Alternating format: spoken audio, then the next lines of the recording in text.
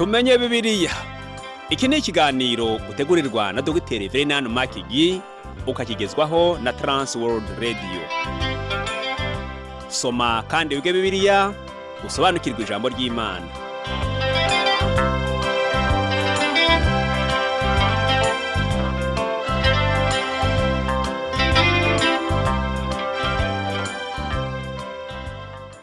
Uraho neza nshuti muvandimwe uteze amatwi ikiganiro tumenye Bibiliya. Amahoro y'Imana n'abane nawe. Kaze muri iki kiganiro ugezwaho nanjye Parfait Ntamvutsa. Ubushize twatangiye kwigira hamwe igitabo cy'ibyahishuwe, aho twarebeye hamwe byinshi bivugwa mu ntangiriro y'iki gitabo. N'uyu munsi nibyo ngiye gukomeza kugarukaho kugira ngo ndusheho kugufasha gusobanukirwa neza iby'iki gitabo benshi bavuga ko gikomeye. Mu gutangira iki gitabo cy'ibyahishuwe, numva imbamutima n'amarangamutima byanjye bitari hamwe, ndetse numva mfite n'ubwoba kuko ibyahishuwe ari kimwe mu bitabo bikomeye bigize ijambo ry'Imana. Ariko kandi navuga ko nishimye cyane kuko ntangiye kwigisha kuri iki gitabo cy'ibyahishuwe. Ntangiye kwigisha iki gitabo cy'ibyahishuwe mfite ubwoba, ntabitewe mbere na mbere n'ubumenyi buke ngifiteho, kuko ku ijambo ry'Imana tumenya gato, ahubwo mbitewe n'izindi mpamvu zihura cyane n'imbamutima zanjye. Ubwa mbere, birashoboka cyane ko abasoma iki gitabo bakunze kutagisobanukirwa. Ngira ngo urabizi ko iki gitabo cy'ibyahishuwe ari igitabo cya 66 muri Bibiliya, kandi nicyo cya nyuma mu byanditswe. Ibi rero bisobanura ko tugomba kubanza kumenya ibivugwa mu bitabo 65 mbere yuko tumenya ibivugwa mu gitabo cya 66. Nshuti yanjye, ugomba kubanza kumenya ibivugwa muri Bibiliya yose mbere yuko wiga iki gitabo cya nyuma cy'ibyahishuwe. Ikindi gituma ngira ubwoba bwo kwigisha iki gitabo cy'ibyahishuwe ni ibihe turimo uyu munsi. Turi mu bihe by'umwijima, aho abantu bakomeje kuba kure y'Imana cyane. Kugira ngo ibintu bisobanuke neza, navuga ko itorero rya none ritagifite ubushobozi bwo gukemura ibibazo by'isi tubayemo uyu munsi. Nshuti yanjye, n'ukuri witegereje neza ibiri kubera mu isi, wabona neza ko isi yuzuyemo ibyago byinshi. Nshuti yanjye, mu myaka ishize abantu bakomeye kandi bo mu rwego rwo hejuru bitegereje mu hazaza h'iyi si, basanga hari ibyago bigiye kuza. Nibaza icyo abantu bari kuba bavuga uyu munsi iyo baza kuba bakiriho. Kubera ibyo abantu bakomeje kuvuga rero birebana n'iherezo ry'isi, hari impamvu ikomeye ituma twiga iki gitabo cy'ibyahishuwe. Uzabona ko abasesenguzi beza b'ibyanditswe batandukana gato kuri detaye z'ubusobanuro bumwe bw'igitabo cy'ibyahishuwe, ariko kandi uzabona ko iyo bigeze ku busobanuro rusange buvugwa mu byahishuwe, habonekamo ubusobanuro bune bukuru. Ubwo busobanuro bune bukuru rero ni ubu bukurikira. Icya mbere, ubusobanuro bwa mbere bwitwa The Preterist Interpretation. Ubu busobanuro buvuga ko ibyanditswe byose mu gitabo cy'ibyahishuwe byamaze gusohora mu gihe cyashize. Abemera iby'ubu busobanuro bavuga ko ibyanditswe mu byahishuwe byasohoye mu gihe cya Yohana intumwa ya Yesu, cyangwa se ku ngoma y'umwami witwaga Nero cyangwa uwitwaga Domitian. Uku kuri kwahamijwe nanone n'uwitwa Renan hamwe n'abandi basesenguzi b'Abadage, tutibagiwe kandi n'uwitwaga Eliot. Aba bose bavuga ko intego y'igitabo cy'ibyahishuwe kwari uguhumuriza abakristo batotezwaga mu gihe cy'itorero rya mbere. Aba kandi bakavuga ko igitabo cy'ibyahishuwe cyanditswe hifashishijwe ibimenyetso bitasobanurwa n'undi keretse abizera bo mu gihe cy'itotezwa gusa. Nanjye reka nemere ko iki gitabo cy'ibyahishuwe cyanditswe kugira ngo gihumurize abantu b'Imana bariho batotezwa. Ariko rero kwizera cyane iby'ubu busobanuro bwiswe The Preterist Interpretation byaba bisobanuye ko igitabo cy'ibyahishuwe kidakwiye kubarizwa muri Bibiliya, kuko byaba bisa naho kitabwira abantu b'iki gihe. Niyo mpamvu navuga yuko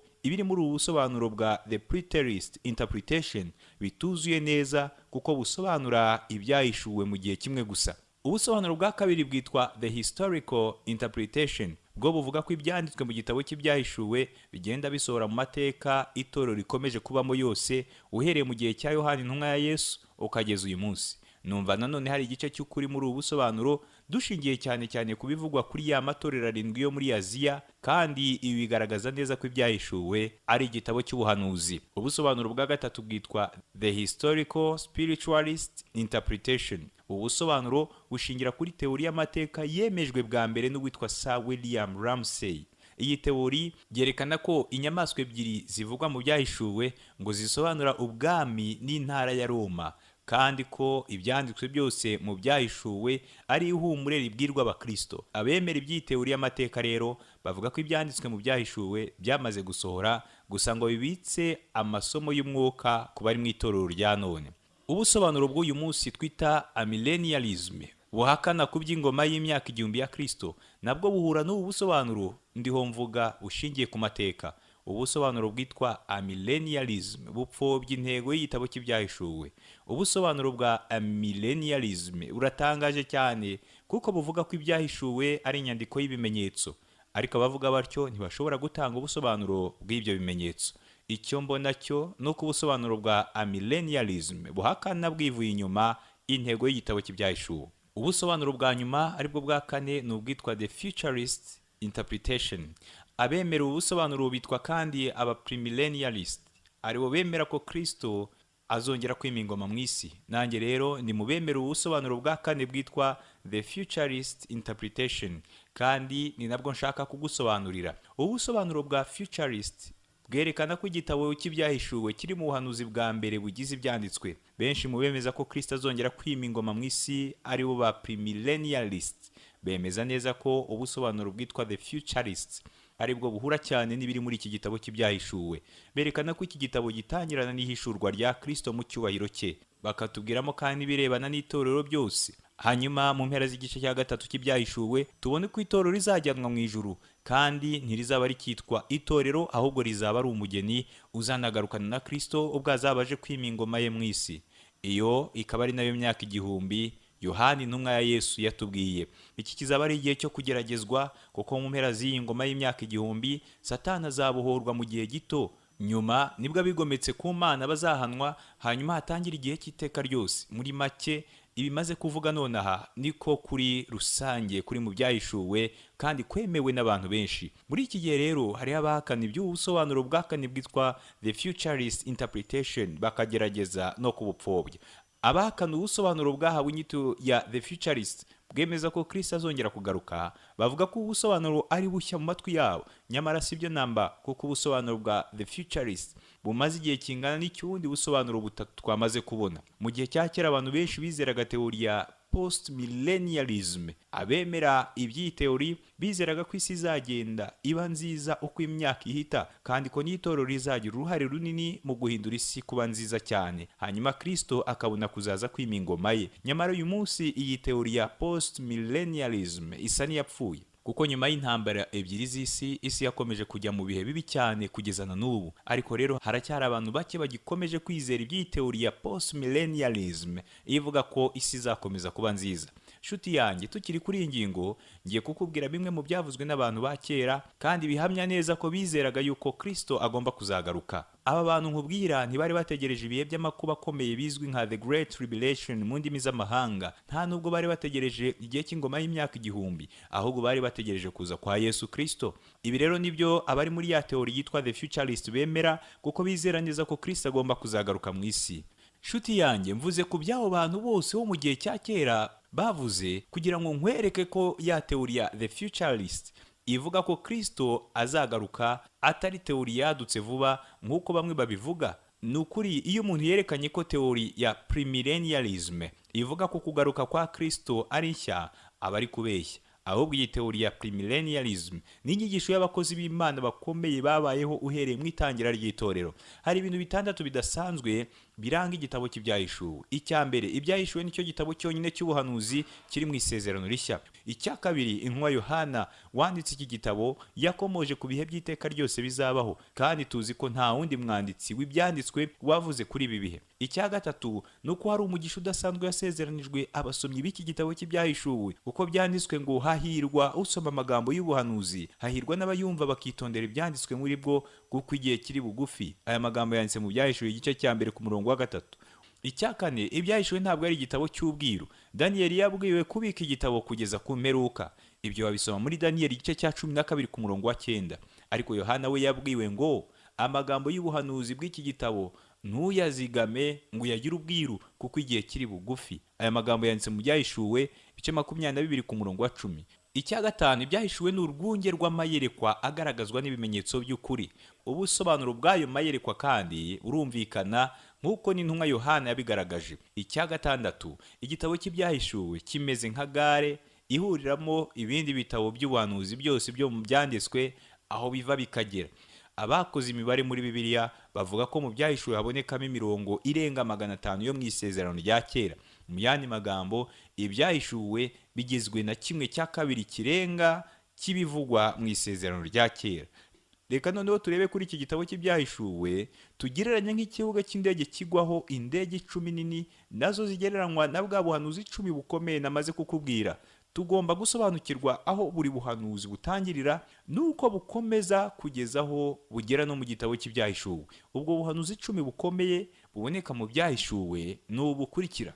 Ubwa mbere ni ubuhanuzi buvuga ku mwami Yesu Kristo. Kristo niwe nsanganyamatsiko nkuru y'igitabo cy'ibyahishuwe. Insanganyamatsiko y'ibyahishuwe ntabwo ari inyamaswa batubwiramo, ahubwo ni Kristo wabyawe n'umugore wacumuye. Kandi Kristo dutangira kumubona mu itangira igice cya 3 ku murongo wa 15, aho agereranywa n'urubyaro rwakomotse mu mugore. Icya kabiri, ubuhanuzi bwa kabiri bwerekana ko itorero ridatangirira mu isezerano rya kera, ahubwo ryatangiye kwerekanwa bwa mbere n'umwami Yesu muri Matayo igice cya 16 ku murongo wa 18, havuga ngo nanjye ndakubwira nti uri Petero, kandi nzubaka itorero ryanjye kuri urwo rutare, kandi amarembo y'ikuzimu ntazarishobora. Ubuhanuzi bwa gatatu buvuga ku kuzuka no guhindurwa kw'abera. Ibyo wabisoma muri Yohana ibice 14, mu Batesalonike ba mbere ibice 4 kuva ku murongo wa 13 kugera ku wa 18, no mu Bakorino ba mbere ibice 15 kuva ku murongo wa 51 kugera ku wa 52. Ubuhanuzi bwa kane bukomeye bugaruka mu byahishuwe n'ubuvuga ibirebana n'igihe cy'amakuba akomeye, aricyo the Great Tribulation. Iby'iki gihe byavuzwe kera mu gitabo cyo gutegeka kwa kabiri ibice 4, aho Imana yabwiye ubwoko bwayo ko bazababazwa cyane. Ubuhanuzi bwa gatanu n'ubuvuga kuri Satani, nk'uko biboneka muri Ezekiyeli ibice 28 kuva ku murongo wa 11 kugera ku wa 18. Ubuhanuzi bwa gatandatu bukavuga ku muntu ufite icyaha. Ibyo nabyo biboneka muri Ezekiyeli ibice 28 kuva ku murongo wa 1 kugeza ku murongo wa 10. Ubuhanuzi bwa karindwi buvuga ku muvumo n'iherezo ry'ubuhakanyi, nk'uko biboneka no mu gitabo cya Daniyeli ibice 2 kuva ku murongo wa 31 kugera ku murongo wa 45. Ubuhanuzi bwa munani buvuga ku ntangiriro no ku iherezo ry'abanyamahanga. Ibi bikaba nabyo biboneka muri Daniyeli ibice 2 kuva ku murongo wa 37 kugera ku wa 45. Umwami Yesu yavuze ko Yerusalemu izashyirwa hasi n'abanyamahanga kugeza ubwo ibihe by'amakuba akomeye bizasohora. Ubuhanuzi bwa 9 buvuga ibirebana no kugaruka kwa Kristo, dushingiye ku bivugwa mu rwandiko rwa Yuda ku murongo wa 14 n'uwa 15. Enoki yari ishusho yo kugaruka kwa Kristo, kandi amateka ya Enoki aboneka mu gitabo cya mbere cy'itangiriro. Naho ubuhanuzi bwa nyuma bukomeye bwo mu byahishuwe ari nabwo bwa 10 buvuga ku isezerano rya Isirayeli, uhereye ku isezerano Imana yabanje kugira na Aburahamu mu itangiriro igice cya 12 kuva ku murongo wa 1 kugera ku wa 3. Imana yasezeranyije Abisirayeli ibintu 5, kandi Imana yavuze mu byahishuwe ko izasohoza ibyo bintu 5 byose. Noneho rero ndashaka kugira ikindi kintu mvuga. Igitabo cy'ibyahishuwe ntabwo ari igitabo kigoye nk'uko bamwe babivuga. Abaribero bagerageza kukigira igikomeye. Abatemera iby'ingoma y'imyaka 1000 nabo bavuga ko ibyahishuwe ari igitabo kigoye kumva. Yewe hariho n'abemera ko Kristo azagaruka, ariko bagikomeje kuvuga ko ibyahishuwe ari igitabo gikomeye. Nyamara ibyahishuwe ni kimwe mu bitabo bya Bibiliya biteguwe neza, kandi nta n'impamvu yo kutagisobanukirwa. Icyo nshaka kuvuga ni iki: nuko ibyahishuwe ari igitabo kigabanyijemo bwacyo. Intumwa Yohana abavuga ibyo Kristo yamuhaye kuvuga. Mu byahishuwe igice cya mbere ku murongo wa 19 niho avuga ngo nuko wandika ibyo ubonye n'ibiriho n'ibiri bukurikireho hanyuma, no kuvuga ibyahise, ibiriho n'ibizaza. Tuzabona ko igitabo cy'ibyahishuwe ari intonde ndwi, kandi buri rutonde rukaba rutunganyijwe neza, ndetse niwitegereza neza uzasanga nta kindi gitabo cya Bibiliya gitunganyije neza nk'ibyahishuwe. Kuri abo bavuga ko igitabo cy'ibyahishuwe kizimije kandi kidasobanutse, ndabamenyesha ko iki gitabo ari imvugo yanditse neza ndetse isobanutse. Ni byiza ko dusobanura ibiri mu byahishuwe nk'uko byanditswe, tutabishakisha mu bundi buhanuzi budahari. Ubwo nibwo bizatwororera kumva ibiri muri iki gitabo cy'ibyahishuwe. Nuko rero nta burenganzira dufite bwo gufata amashusho akomeye nk'ay'intumwa Yohana tugaragariza mu byahishuwe ngo tuvuge ko ari ibiri kubaho n'ubundi. Amashusho intumwa Yohana duha mu byahishuwe ntabwo mu by'ukuri twavuga ko ariho uyu munsi. Urugero, itorero rihabwa ishusho y'amatorero 7, kandi amatorero yari ariho mu gihe cy'intumwa Yohana. Nanone kandi uzabona ko nyuma y'igice cya 3 cy'ibyahishuwe nta handi bongera kutubwira ibirebana n'itorero. Ibi biduhamiriza ko itorero atari ryo nsanganyamatsiko nkuru y'igitabo cy'ibyahishuwe. Ushobora kubaza ngo none se kuki tudakomeza kubona itorero mu bice bikurikira icya 3 bigize ibyahishuwe? Nuko itorero riri hafi kuva mu isi, kandi nirimara kuva mu isi rizahita rihinduka umugeni wa Kristo. Mu bice bya nyuma by'igitabo cy'ibyahishuwe itorero ryitwa umugeni. guhera ku gice cya 4 cy'ibyahishuwe ntabwo batubwira ibiriho none, ahubwo batubwira ibigomba kuzaba mu gihe kiri imbere. Umuntu rero ugerageza gufatira ihishurirwa ryaba rivuga ku nzara rizatera n'intambara zizabaho, akavuga ko ari ibyo biriho ubu ngubu, ntabwo ari byo na busa. Ahubwo tugomba kureka imvugo y'intumwa Yohana ryo mu byahishuwe ikaguma uko iri. Muri rusange tugomba kureka Bibiliya ikatubwira uko iri. Twebwe ntidushake kwishyiriraho ubusobanuro bwacu, tugomba kureka Bibiliya ikatubwira uko ishaka. Inshuti yanjye, nicyo gituma navuze ko mfite ubwoba bwo kwigisha kuri iki gitabo cy'ibyahishuwe, atari uko ntagisobanukiwe, ahubwo ari uko abigisha benshi bakomeje kugihimbira ubusobanuro. Biratangaje kubona ukuntu muri iki gihe cyacu benshi mu bavugabutumwa bakomeje kwigisha ku buhanuzi. Inyigisho z'itorero zagiye zikura mu buryo bw'amateka uko ibihe byagiye bisimburana. Ubwa mbere inyigisho z'itorero zashingiraga ku byanditswe ko ari ijambo ry'Imana. Iyi nyigisho yakurikiwe n'indi yashingiraga ku bumuntu bwa Kristo. Iyi nyigisho ikaba izwi ku izina rya Christology mu ndimi z'amahanga. Nyuma haza kubaho indi nyigisho ivuga ku gakiza ariyo yitwa Soteriology. Uyu munsi rero jye nawe turi mu gihe cy'inyigisho y'ubuhanuzi, kandi biradusaba kwitonda cyane mu byo twumva. Nshuti yanjye, ndashaka kukubwira ko Imana idahishura ukuri kwayo mu kuguha iyerekwa cyangwa inzozi, ahubwo tugomba kumenya neza ko ukuri kw'Imana kuzima guturuka mu gusobanura neza ijambo ry'Imana. Nkuko namaze kubivuga, aho muri iki kinyejana cya 21 bitaye cyane ku nyigisho yitwa eschatology ivuga ku bihe bya nyuma, ibyo twita ubuhanuzi. Navuga ko uhereye mu gihe cy'intambara ya mbere y'isi, amatorero menshi yakomeje kwigisha kuri iyi ngingo y'ubuhanuzi, kandi abantu batangira kwigisha ku gitabo cy'ibyahishuwe. Nge ntabwo ngamije gusobanura ibyahishuwe nk'ibintu bishya ngo nkunde mboneke ko ntandukanye n'abandi, bitewe n'uko hari itandukaniro n'abanerekana mu bisobanuro ubwo ari bwo bwose nshobora gutanga kuri iki gitabo cy'ibyahishuwe. Nusoma za Bible commentaire zimwe na zimwe, uzasanga abazanditse barakomeje guhurira ku bintu bimwe byari byaranditswe n'ababanjirije. Ikindi tugomba kwirinda no gutekereza ko igitabo cy'ibyahishuwe gishobora gukorerwaho urutonde rw'ibigikubiyemo byose, icyo bita table of contents. Ntabwo twabasha gukora urwo rutonde rw'ibikubiye mu gitabo cy'ibyahishuwe, kuko ibivugwamo ni byinshi cyane, kandi ntitwaba tukibashije gusobanukirwa ibivugwa mu byahishuwe. Nk'uko bigaragara, igitabo cy'ibyahishuwe gitangira kuvuga ku musaraba wa Kristo no gusubira mu ijuru kwe. Mu byahishuwe igice cya mbere tubona Kristo wambaye ubwiza, naho kuva mu gice cya 2 kugera ku gice cya 3 bakatubwiramo itorero. Kuva mu gice cya 4 kugera ku cya 5 tubona itorero ryageze mu ijuru. Noneho mu isi hagatangira kubamo amakuba akomeye, nk'uko tubibona kuva mu byahishuwe igice cya 6 kugeza ku gice cya 18. Noneho mu gice cya 19 tubona uko Kristo azagaruka mu isi gushinga ubwami bwe. Naho mu gice cya 20 bakatubwiramo iby'ingoma y'imyaka 1000 ya Kristo. Hanyuma bakatubwira uko hazabaho intebe nkuru yera, kandi imbere y'iyo ntebe niho abanyabyaha bazacirwa urubanza. Maze mu kuva mu gice cya 21 kugeza mu gice cya 22 tukabonamo intangiriro y'igihe cy'iteka ryose. Uko niko igitabo cy'ibyahishuwe cyubakitse. Intangiriro y'iki gitabo ni ingenzi cyane. Nyemerera nyishimangire nisunze amagambo aboneka mu byahishuwe igice cya 2 ku murongo wa 1.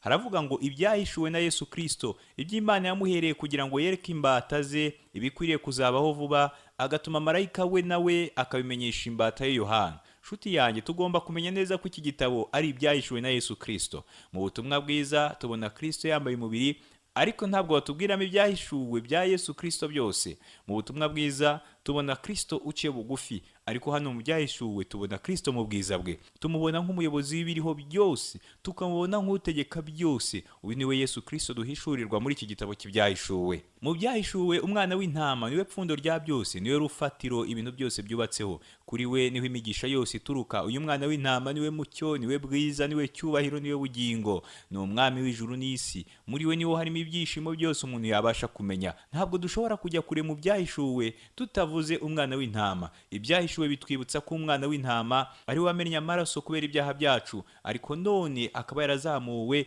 ngo amavi yose n'indimi zose zaturekwa ari umwami. Reka mvuge haleluya ku bw'aya magambo, kuko umwana w'intama ari hafi kwima ingoma ye hano mu isi. Uwo niwo mugambi w'Imana. nk'uko namaze kubivuga, ibyahishuwe ntabwo ari igitabo gikomeye kumva, kigabanyijemo ibice byumvikana cyane. Ibyahishuwe ni igitabo kitadusaba kukigabanyamo ibice bikigize, kuko intumwa Yohana yabidukoreye agendeye ku mabwiriza yari yarahawe. Mu byahishuwe igice cya mbere ku murongo wa 18, umwami Yesu avuga nka Kristo wahawe ubwiza agira ati, kandi nduhoraho, icyakora nari narapfuye, ariko none dore mporaho iteka ryose, kandi mfite imfunguzo z'urupfu n'iz'ikuzimu. Ndagira ngo urebe amagambo ane akomeye Kristo yavuze hano kuri uyu murongo tumaze gusoma. Yaravuze ngo nduhoraho, ati narapfuye, ngo ariko none mporaho iteka ryose, ngo kandi mfite imfunguzo z'urupfu n'iz'ikuzimu. Tubona rero Kristo atangira kubwira Yohana kwandika, kandi akamuha n'urutonde rw'ibigomba kuba muri iki gitabo cy'ibyahishuwe. Ibyo tubisanga mu byahishuwe igice cya mbere ku murongo wa 19. Haravuga ngo nuko wandike ibyo ubonye n'ibiriho n'ibiri bukurikireho hanyuma. Nshuti yanjye, uru ni urutonde rukomeye Kristo yahaye intumwa Yohana. Kristo niwe watanze urutonde rw'ibyagombaga kuba mu gitabo cy'ibyahishuwe. Yabanje kuvuga ngo nduhoraho, nuko ategeka intumwa Yohana ngo wandike ibyo ubonye. Ibi ntibyari bimaze kurangira, kuko Yohana yari amaze kwereka umwana w'umuntu ari mu ijuru mu bwiza bwe, nk'uko biboneka mu byahishuwe igice cya mbere. Nuko Kristo akomeza kuvuga ngo nari narapfuye ariko ndi muzima. Amaze kuvuga atyo, arongera abwira Yohana ngo wandike n'ibiriho. Ibi bivuga iby'iki gihe turimo, bivuga iby'umurimo wa Kristo. Muri iki gitabo tuzabona ko Kristo wacu muzima ahuze cyane uyu munsi. Mbese wari uzi ko Kristo ari we mutwe w'itorero? Mbese uzi impamvu itorero rya none riri kunyura mu bibazo? Impamvu nta yindi, nuko itorero rya none rimeze nk'umubiri waciwe umutwe. Itorero rya none ntabwo rigifatanye n'umutwe waryo. Tuzabona rero umurimo wa Kristo mu itorero nitugera mu gice cya kabiri n'icya gatatu cy'ibyahishuwe. Icya gatatu, Kristo yaravuze ngo mfite imfunguzo z'urupfu n'iz'ikuzimu. Hanyuma iyo tugiye ku gice cya gatanu, tubona ko nta wabonetse wabasha kubumbura igitabo usibye umwe gusa, ari we mwami Yesu Kristo. Nuko rero kuva ku gice cya kane kugera ku gice cya 22 batubwiramo iby'igihe kizaza, kuko Kristo asoza abwira intumwa Yohana ngo wandike n'ibiri bukurikireho hanyuma. Ijambo ngo n'ibiri bukurikireho hanyuma rikomoka mu Kigiriki, rikaba ryitwa metatauta. None nibiki bigomba gukurikiraho? Nibizaba nyuma y'aho itorero rizaba rikuwe mu isi. Nuko rero kuva mu byahishuwe igice cya kane kugera mu byahishuwe igice cya 22 tubona Yohana atangira kwandika ku bizaba nyuma y'uko itorero rizaba rimaze kuvanwa mu isi. Isaha iteye ubwoba iregereje, kandi uko yegereza niko nibigiye kuzaba birushaho kumera nk'ibiri kuba uyu munsi.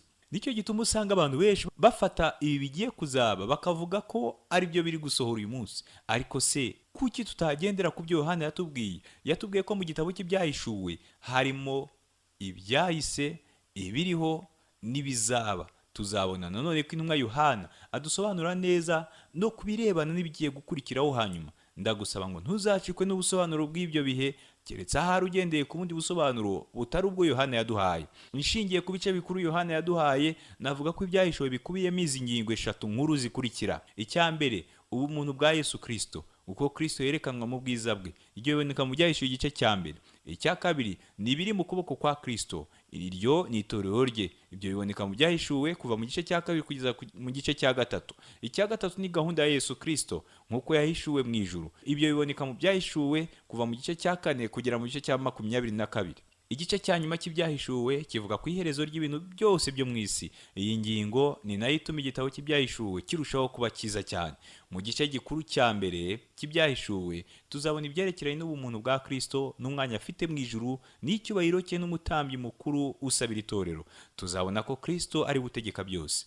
Mu butumwa bwiza tubona Kristo mu ishusho yo guca bugufi. Tumubona nk'umugaragu ukorera abanzi be wapfuye ku musaraba. Ariko mu gitabo cy'ibyahishuwe tubona ishusho ya Kristo itandukanye, kuko Kristo aboneka nk'utegeka byose, akaba akiri umwana w'intama w'Imana ukomeye kandi uzatera ubwoba iyi si yose. Gutera ubwoba mvuga nta kundi nuko ari uzacira isi urubanza. Ubumuntu bwa Yesu Kristo niyo nsanganyamatsiko nkuru y'igitabo cy'ibyahishuwe. Muri iki gitabo kandi tubona Kristo ari mu ijuru, tukamubona nk'utegeka byose. Kristo ntabwo ari insanganyamatsiko nkuru mu gitabo cy'ibyahishuwe gusa, ahubwo ni nawe insanganyamatsiko nkuru mu bitabo byose bya Bibiliya. Ibyanditswe bivuga ku Mana kandi bikavuga no kuri Kristo, kuko Kristo ni Imana. Kristo niwe pfundo ry'ibyanditswe byose mu ijambo ry'Imana. Ibi rero tugomba gukomeza kwizirikana mu gihe cyose tuzaba turi kwiga igitabo cy'ibyahishuwe, kabone yewe no mu gihe twaba turi kwiga ubutumwa bwiza. Muri rusange Bibiliya itubwira ibyo Kristo yakoze, ikatubwira ibyo ari gukora, ikatubwira kandi n'ibyo azakora. Igitabo cy'ibyahishuwe rero nacyo kitubwira ibyo Kristo ari gukora, kikanatubwira ibyo azakora. Mu gitabo cya nyuma cy'isezerano rya kera aricyo Malaki gisoza kivuga iby'umwana ukiranuka ugiye kuzategeka. Azazana ibyiringiro mu isi yavumwe, kandi ibyo byiringiro bisobanura kugaruka k'umwami Yesu Kristo. Igitabo cy'Ibyahishuwe nacyo gisoza kivuga ku nyenyeri y'umucyo yo mu gitondo. Iyi nyenyeri ikaba ishushanya Kristo ubwo azagaruka kuvana itorero rye mu isi. Kujyanwa kw'itorero ni ibyiringiro byo mu isezerano rishya, nk'uko guhishurirwa kwa Kristo byari ibyiringiro byo mu isezerano rya kera.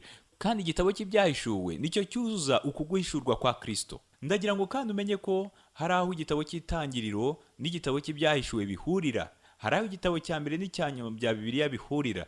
Itangiriro rivuga intangiriro ya buri kimwe cyose, Ibyahishuwe bikavuga iherezo rya buri kimwe cyose. Itandukaniro riri hagati y'ibi bitabo byombi ni iri rikurikira: mu Itangiriro isi yararemwe, mu Byahishuwe isi ikurwaho. Mu Itangiriro Satani niwe wigometse ku Mana bwa mbere, mu Byahishuwe Satani niwe wigomeka ku Mana bwa nyuma. Mu Itangiriro izuba, ukwezi n'inyenyeri bihabwa ububasha bwo gutegeka isi, mu Byahishuwe izuba, ukwezi n'inyenyeri bihabwa ububasha bwo gucira isi urubanza. Mu Itangiriro izuba rihabwa ububasha bwo gutegeka amanywa, mu Byahishuwe izuba ntirikenerwa. Mu Itangiriro umwijima witwa ijoro, mu Byahishuwe ijoro ntiribayo. Ibyo wabisoma mu Byahishuwe igice cya 21 ku murongo wa 25 no mu gice cya 22 ku murongo wa 5. Mu Itangiriro amazi yitwa inyanja, mu Byahishuwe nta nyanja ibaho. Mu Itangiriro habonekamo irembo rijyana mu cyaha, mu Byahishuwe hakabonekamo irembo ryo kuva mu cyaha. Mu Itangiriro umuntu yaravumwe, mu Byahishuwe umuvumo ukurwaho.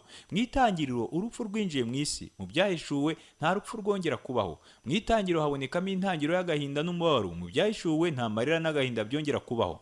Mu Itangiriro habonekamo ubukwe bwa Adamu wa mbere, mu Byahishuwe habonekamo ubukwe bwa Adamu wa nyuma.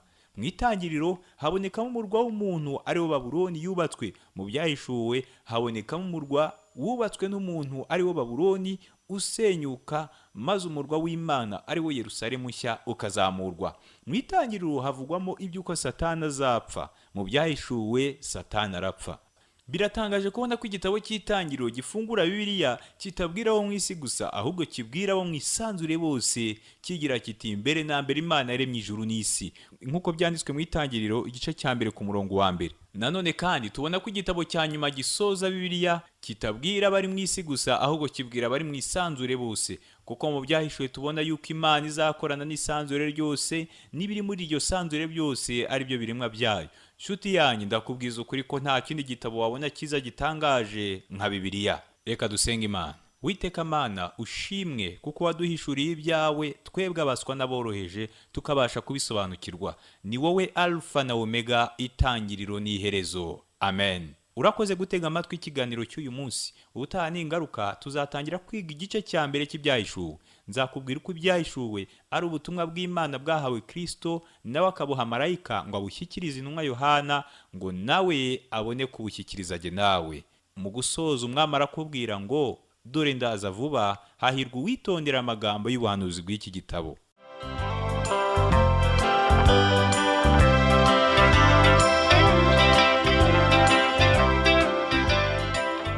Icyo cyari ikiganiro tumenye Bibiliya.